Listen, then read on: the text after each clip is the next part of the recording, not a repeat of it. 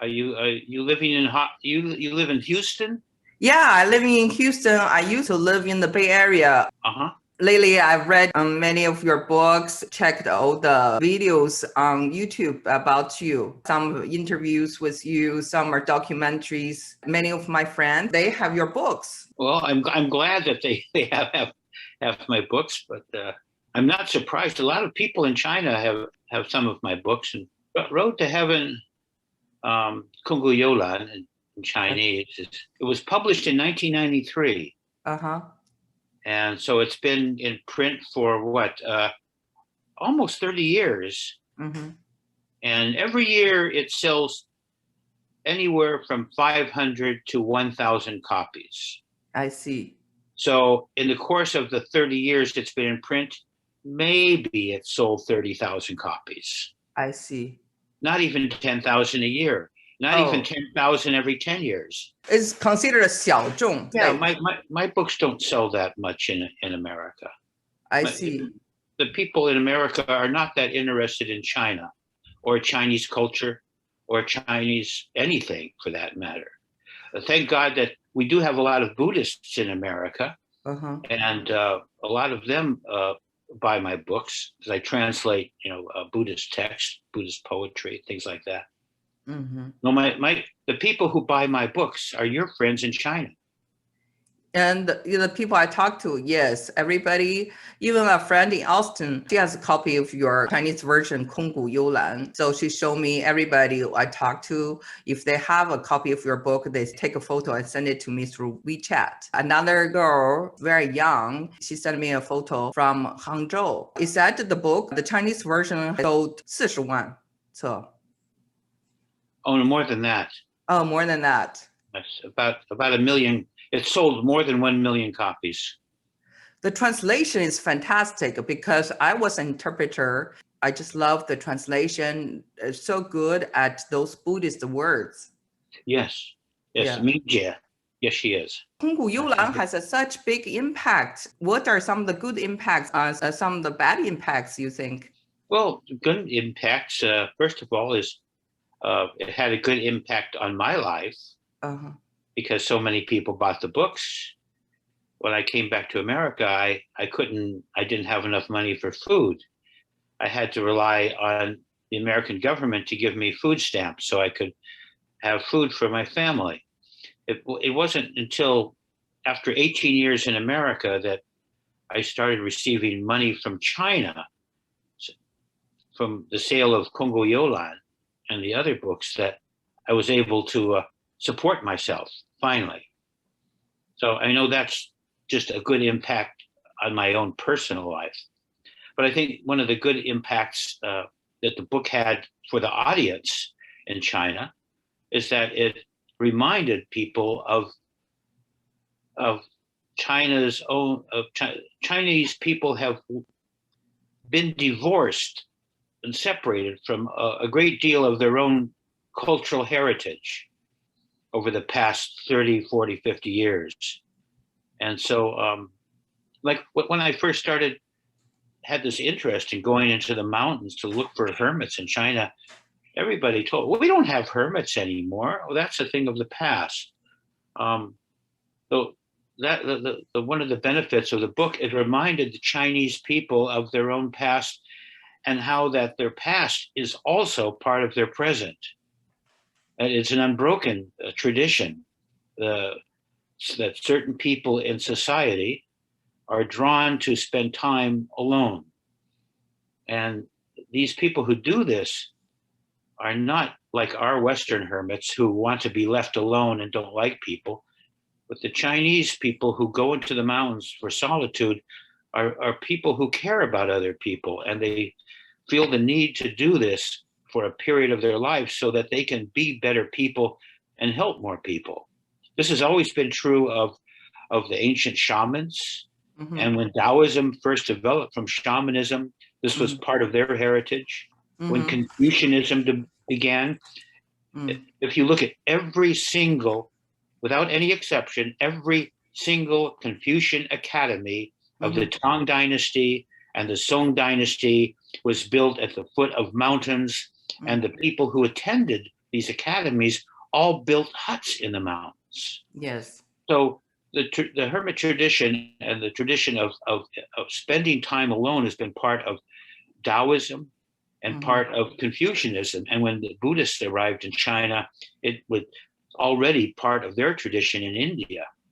And so this tradition is very unique in China, that you see so many people going into the mountains to spend time alone. And Yes. in America, when we have hermits, it's people who go into the mountains and they disappear into the mountains. Yeah. But the Chinese hermit is very different. Yeah. I tell people it's like going to graduate school. Mm-hmm. You don't go to graduate school for 20 years or 30 years, maybe 3 to 5 years. Mm-hmm. And I've interviewed, quite a few hermits, and I would say it's about the same in China. Mm-hmm. Most people who seek solitude and go into the mountains in China do so for a limited period of years. Yes. Of course, how many years is up to the person. You have to decide yourself as when have I had enough? When have I achieved what I came to the mountains to achieve? So Yes. the Chinese hermit doesn't turn their back on society, just the opposite. They go into the mountains so that they can help society. And so this is one of the great benefits, I think, of this book of mine. It reminded Chinese people of this great tradition they have Yes. of certain members of society spending time alone so that they can help other people. Mm-hmm.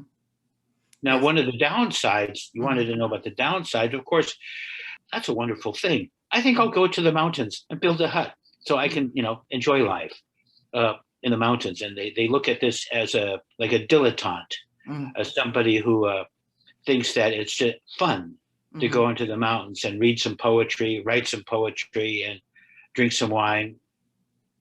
But life is hard in the mountains. Yes. And so a lot of people go into the mountains after reading my book, and maybe they build a hut or spend some time there, and they're probably very often disappointed because it's so lonely. It's not an easy life for people who don't have some foundation, and that's why I say it's like graduate school. You can't go to graduate school unless you've already been to college. You have to be a 毕业生. You have to be a graduate of a university before you can go to graduate school. And so these people, like in Kunghu Yolan, who go into the mountains, they've been practicing Buddhism or Taoism or Confucianism with teachers for many years before they decide they want to go a little bit further and spend time alone. Yes. So that's one of the downsides, is many people are fooled by the image of the hermit into thinking that, oh, that's a wonderful thing, and I think I'll try my hand at that. Yes.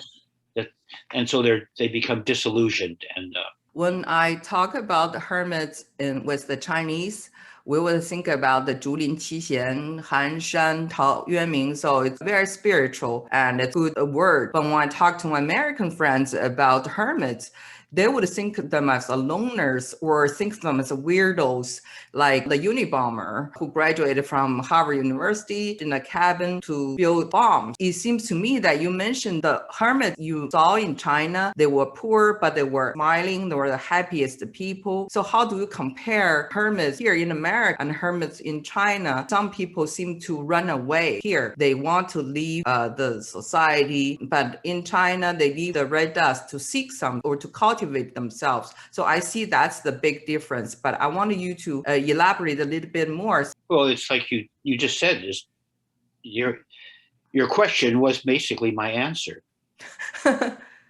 It's true that the Chinese hermit goes into the mountains to seek something.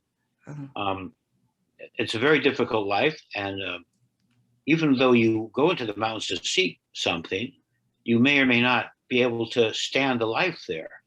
Many hermits in China do not survive the first winter. It's too cold, too lonely, too hard to find something to eat, and they go back down the mountains. Of course, but in America, we have very different hermits. Our hermits are misanthropes. Misanthrope means to hate others. And our people who are hermits are people who don't like other people, and they want to be alone. And of course, those people aren't going to the mountains to seek a spiritual goal. They're Mhm. just seeking to be alone. That's all. And of course, their life also is not an easy one, but they're driven by their hatred of other people, their hatred of social conventions, Mhm. and not by the quest for something that will improve their society and help the lives of other people. So it's the biggest difference between our two of the hermit tradition and our two cultures. So I want to throw my 2 cents. I think it's because people here, maybe they're disappointed by the society, so they decide to leave. And in China, we also have people who may be disappointed, such as Hao Yuanming, or they were disappointed by the government, and then they decide to live a life of hermit. Some other people, maybe they just thought they have to find the truth through solitude. Of course, yeah. Well, you said you gave Tao Yuanming as an Uh-huh. example. Uh-huh. I don't think that I've ever met a hermit who didn't think of Tao Yuanming as their hero. Uh-huh. Um, he was, you might say, the ideal Mm-hmm. hermit, Mm-hmm. because people often think of Tao Yuanming as living in the mountains, but he never lived in the mountains ever. Mm-hmm. He lived at the foot But of Lushan, yes. and naturally he would hike into the mountains occasionally, but he lived, and his famous poems about building a hut on the edge of the road. So he could hear the carts and the horses going by every day, but his mind, 心愿地这片, 心远地字篇, yeah. yeah, if you're where your mind is what's important, and not Yes. where your house is. So there are still people who admire people like Tao Yuanming, and they also seek some kind of a path forward that allows them to be live a simpler life, but not be divorced from society. Mm-hmm. Following, you might say, the ideal of Tao Yuanming, who combined both spiritual quest and social contacts. Um, Mm-hmm. so that's one ideal, and people can do that today. I've met a number of people in China. They're generally younger people, but not always young, but usually they're educated people who've developed certain sensibilities, and they're disappointed in the opportunities they see in society today. Mm-hmm. It's not necessarily a dissatisfaction, say, with the government so much as it is a dissatisfaction with the entire way of life that's that's going on in China today, just like a lot of the people in America who became hippies Mm-hmm. or beatniks, Mm-hmm. um, are people who rejected the materialism and Mm-hmm. the quest for money Mm-hmm. of the 1960s and 70s, and so also sought some other alternative. So there are plenty of people in China who are experiencing the same conflict of how do I live a satisfying life if I don't want to spend my life chasing money? What's the alternatives? And so then they look at people like Tao Yuanming, Mm-hmm. uh, or the Julian Qixan, perhaps, Mm-hmm. Yes. uh, as examples for more educated people, because the Julian Qixan were very educated people Yes. who wrote poetry and lived in the countryside. So I meet people like that in China even more and more people all the time are like that in China that I meet in the countryside. Before, I never met people in the countryside in China.